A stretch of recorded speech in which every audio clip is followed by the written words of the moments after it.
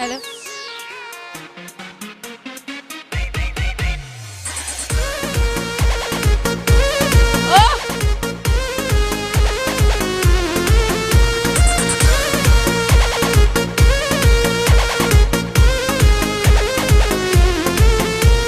छीटा जवानी के उड़े दहो, मनवा से मनवा के जुड़े दहो।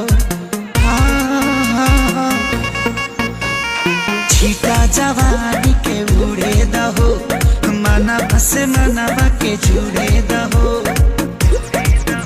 आज सुते दरिया तान के तान के तान के टूट जाए राजा जी, टूट जाए राजा जी पलंग सागवान के, टूट जाए राजा जी पलंग सागवान के।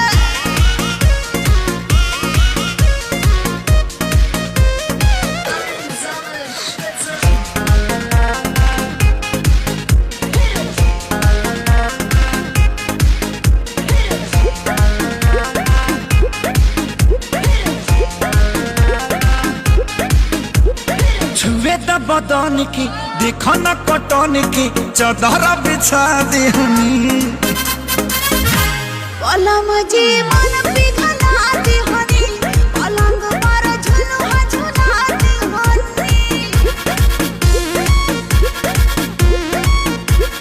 छुए द बदन की देखो न कटन की, चदर बिछा देहनी। पलम जी मन पिघला देहनी, पलंग पर झुलुआ झुला देहनी।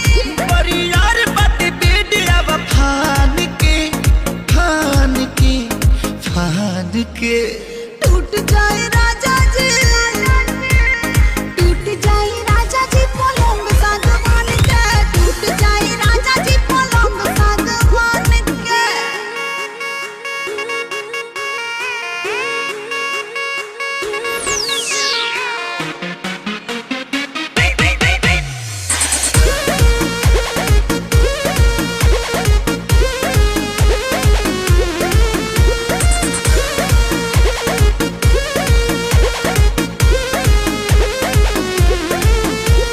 बने तब सरमी देहिया में गरमी पैठे लागी हो।